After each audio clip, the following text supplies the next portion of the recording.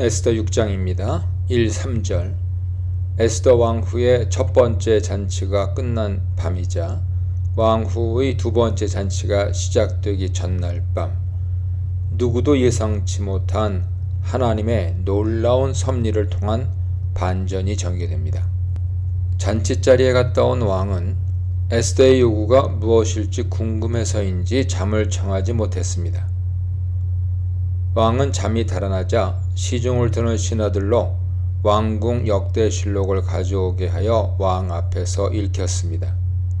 마침 왕이 듣고 있는 실록 기록 중에는 모르드게가 왕의 문지기였던 두 내시의 암살 모의를 고발한 내용이 있었습니다. 왕은 신하들에게 모르드게에게 상이나 영예를 내렸는지 여부를 물었고 신하들은 아무것도 내리지 않았다고 답했습니다. 독자들은 이제야 왜 왕 암살 사건 당시에 모르드게가 상을 받았다는 언급이 없었는지 알게 되는 것이죠. 당시 왕은 자기 목숨을 구한 자에게 포상을 내리는 일을 어떻게 까맣게 잊고 있었을까요? 왕 옆에 있던 신하들은 그 일에 대해 왕에게 귀뜸을 해줄 수 있지 않았던가요? 이런 상황은 마치 창세기의 요셉을 떠오르게 합니다.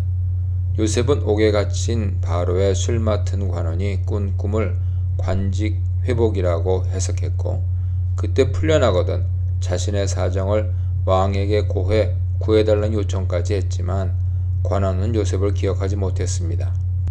2년 후 왕의 꿈 해석이 필요할 때가 돼서야 관원은 요셉의 일을 기억했고, 그 결과 요셉은 옥에서 풀려나 총리가 되었습니다.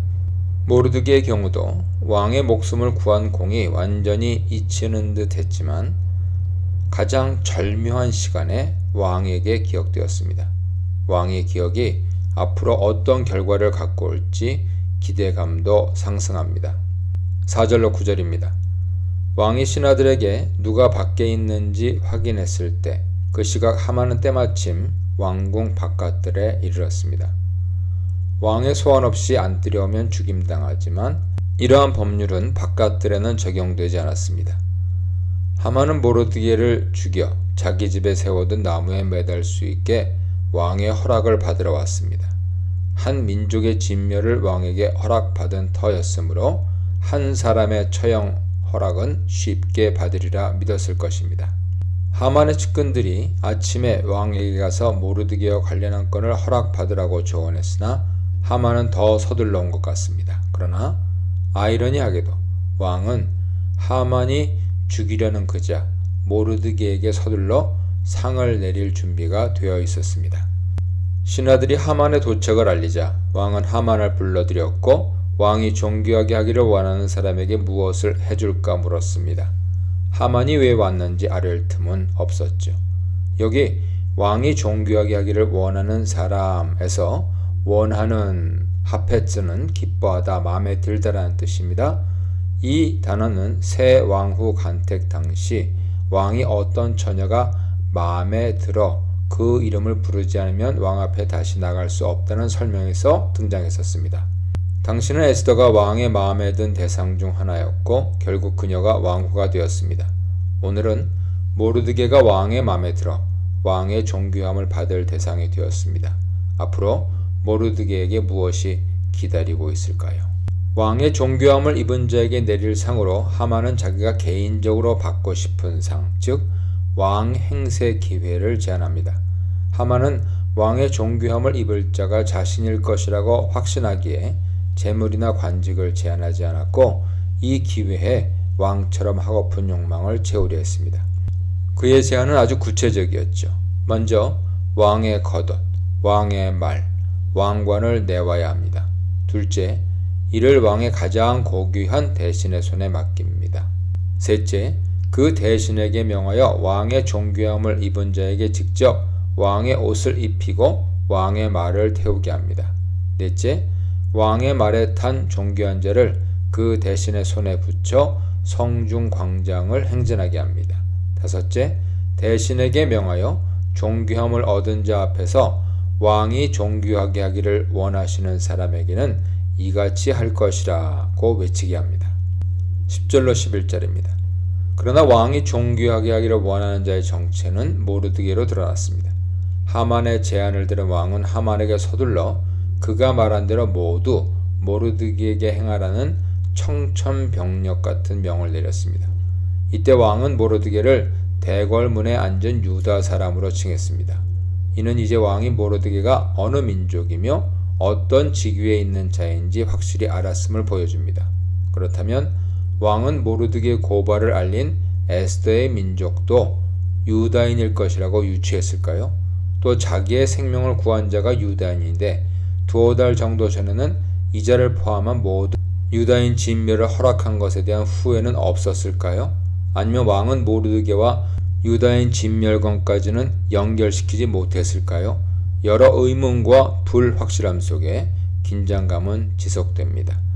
하만은 별수 없이 왕의 명령을 따라 왕의 존귀함을 입은 자 곧 모르드게 종 노릇을 해야만 했습니다. 하만은 왕궁문에 앉은 모르드게를 볼 때마다 분이 가득했고 오늘 밤이면 더 이상 그 모습을 안 볼 것이라고 기대했었습니다. 그러나 이제 하만 자신이 왕명을 쫓아 모르드게를 찾아가야 하는 상황이 되었습니다. 자기가 되고 싶었던 왕 역할은 모르드게의 것이 되었으며 자신은 그의 하인 역할을 담당할 왕의 가장 고귀한 대신들의 대표가 되었습니다. 모르드게는 여전히 굵은 베옷을 입고 왕궁 문 앞 광장에 머물렀을 수도 있고 왕궁문에 있었을 수도 있습니다. 하만은 모르드게를 찾아갔고 하만 앞에 앉아 몸도 꿈쩍하지 않던 모르드게는 드디어 하만 앞에서 일어났습니다. 하만은 굵은 베옷과 재를 뒤집어 썼을 모르드게를 왕의 옷으로 갈아입혔고 왕의 말에 태웠습니다. 그리고 사람이 많이 모이는 성중 광장에서 말에 탄 모르드게 행진을 수행하고 그가 왕의 존귀함을 얻은 자임을 선포했습니다. 대중 속의 유다인들은 여전히 죽을 위기에서 기도하고 애통하며 두려움과 긴장 속에 있습니다. 그러나 유다인은 왕에게 나간 왕후 에스더, 모르드게의 높임받은 일, 하만의 굴욕 등 예상치 못한 사건들을 통해 앞으로 일어날 하나님의 구원과 원수에 대한 심판의 기대감 또한 가지게 되었을 것입니다. 13절입니다. 하만에게 서서히 몰락의 그림자가 드리워집니다. 거리 행진을 마친 후 모르드게는 왕궁문으로 복귀해 맡은 직무를 수행했습니다. 행진에 대한 모르드게의 반응은 언급되지 않았으나 하만의 반응은 상대적으로 자세히 기록되었습니다. 하만은 번뇌하여 머리를 덮고 서둘러 집으로 향했습니다. 이때 번뇌하여란 누가 죽었을 때 애통하는 것을 표현하는 단어입니다. 머리를 덮는 행동은 수치, 근심, 애통을 표현합니다. 하만은 자신에게 일어난 모든 일을 아내와 친구들에게 털어놓았습니다. 친구들과 아내 세레스는 일어난 일들을 예사롭게 여기지 않았습니다. 흥미롭게도 여기서 친구들은 하만의 지혜로운 자들로 소개되어 그들이 친구 역할만이 아닌 조언자 역할을 담당하는 자임을 드러냅니다. 왕의 지혜로운 자들이 기억나는 시점이죠. 하만에게 모르드게를 죽이라는 조언을 아끼지 않던 친구들과 아내는 이제 냉정한 판단과 예측을 전합니다. 모르드게가 진정 유다인의 후손이면 하만이 넘어지기 시작했으니 그를 이길 수 없고 그 앞에 반드시 넘어질 것이다 라고 말이죠. 그들은 모르드게 뒤에서 일하는 유다인의 신 하나님의 능력과 기적을 어떤 경위로든 인지하고 있었습니다. 끝도 없는 하만의 욕망, 역전의 역사를 주신 하나님, 우연 속에서 역사하시는 하나님에 대해 묵상해 보시기 바랍니다.